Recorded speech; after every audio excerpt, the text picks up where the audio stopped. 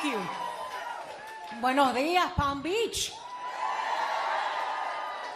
I gotta tell you, I love looking at this crowd. You know why? Because I see young women. I see women of different generations. I see women of different colors, of different ethnicities. I see men who are allies. Thank you to all of you. We are in this together.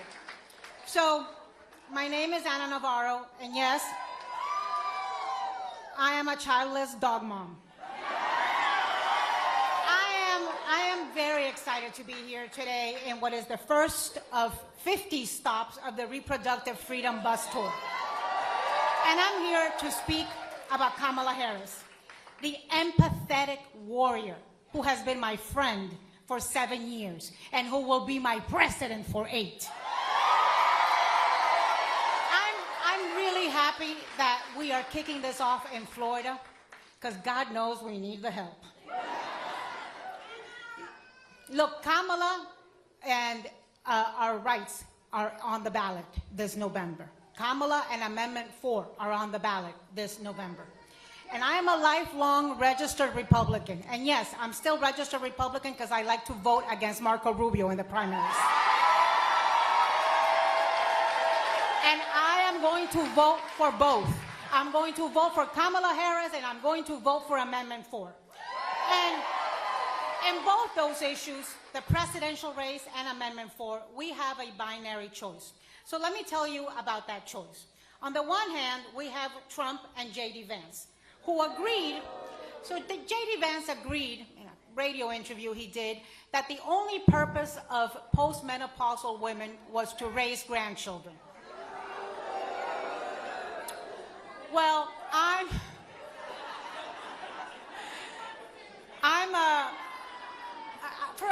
first of all, you have to be really stupid to piss off menopausal women. So, I am a menopausal woman, and I want to tell J.D. Vance that my purpose for the next 63 days is to elect another postmenopausal woman, a very qualified one, to be our first woman president. And by the way, I know they hate us, but guys, J.D. Vance is weird. I mean, it is totally bizarro to have an obsession with childless women, whether they have cats or not. ¿Qué es eso? So I've got to explain this to J.D. Vance and everyone else who needs to hear it. There are basically two types of childless women. Those who choose not to have children, and those who tried to have children and couldn't. And neither of them are your business. But I am one of those women in the latter group. Many years ago, I experienced the joy and excitement that comes from learning you're pregnant, and only to learn later and be told that it was an ectopic pregnancy. And this for me was very scary because my mom, decades earlier, had almost died of an ectopic pregnancy when her fallopian tube burst in a little town in Nicaragua. And so I received treatment for the ectopic pregnancy. Nowadays, they give you a shot that basically stops the pregnancy from growing, attacks the pregnancy. And I received the treatment, and a few days later, I went back for the follow-up, and I was told that it was a misdiagnosis, that it was not an ectopic pregnancy, and the pregnancy was still growing in my uterus. And I required a DNC. And this is something that was very painful and that I have not talked about publicly until recently because of Dobbs, because of the consequences. And by the time the pregnancy had been attacked and had been treated, it was no longer viable. I'm not sure today in Florida I could get the treatment I desperately needed. I'm not sure doctors would not be afraid to perform that procedure. I could have been one of those women forced to carry a pregnancy to term only to hold that baby as he died in my arms shortly after birth, as there are women who've had to do in Florida. And it was painful. It was very, very painful. And so I am here today talking publicly about this because I am here to fight so that other women who face reproductive emergencies in Florida and across the United States can get the treatment they need without having to flee their state, flee their country, or almost die in order to get treatment. And there is only one candidate running who has consistently stood up for reproductive rights, and that candidate is Kamala Harris. And this is where we go back to that binary choice. You see, as a child, Kamala Harris had a very close friend who was being molested. That's what drove her to become a lawyer and become a prosecutor against sex crimes. Donald Trump has been accused of sex crimes.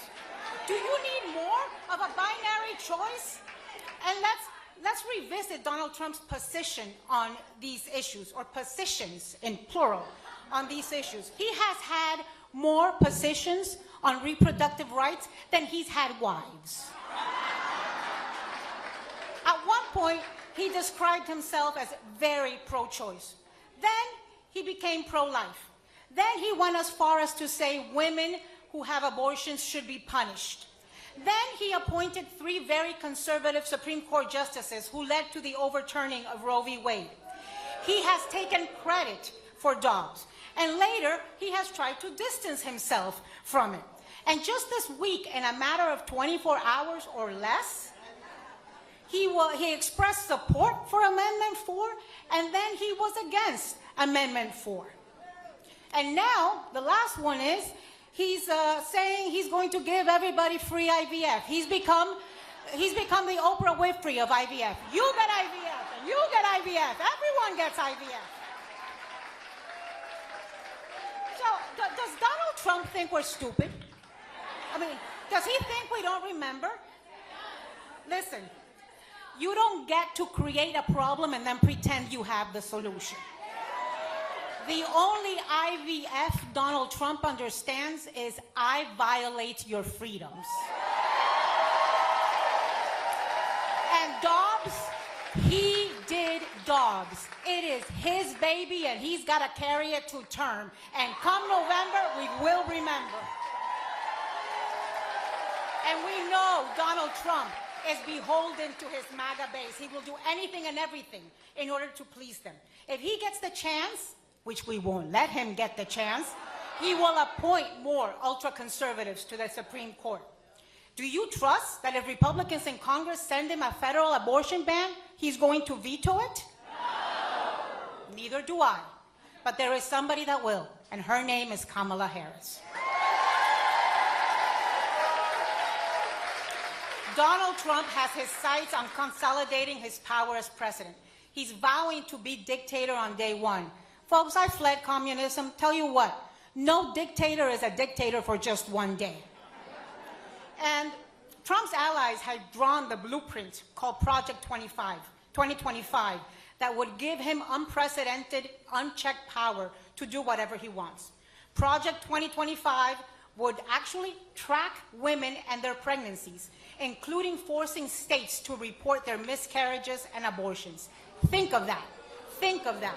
It would install a national anti-abortion coordinator. Well, I got a Project 25, 26, 27, 28, and her name is President Kamala Harris. So let me just end by this. Freedom is not a partisan issue. I'm a registered Republican. I supported every Republican presidential candidate until 2016 because principles matter more than party. And I'm here because we need to put country before party. We need to put freedom before party. We need to put compassion before party. And that is why I'm working to elect Kamala Harris. And now, I'm honored to introduce the person who is leading the effort of getting Kamala Harris elected. She is my friend, mi hermana. She is my inspiration, and she is the epitome of getting things done without drama. A lot like me. She is the representative of her grandfather's proud legacy. I think that when her grandfather, Cesar Chavez, you all know who Cesar Chavez is? I think that when he coined the slogan, "Si se puede," yes we can, he was thinking of his granddaughter, Julie Chavez Rodriguez. So say it with me and welcome her to the stage. Yes, we can. Yes, we can. Yes, we can.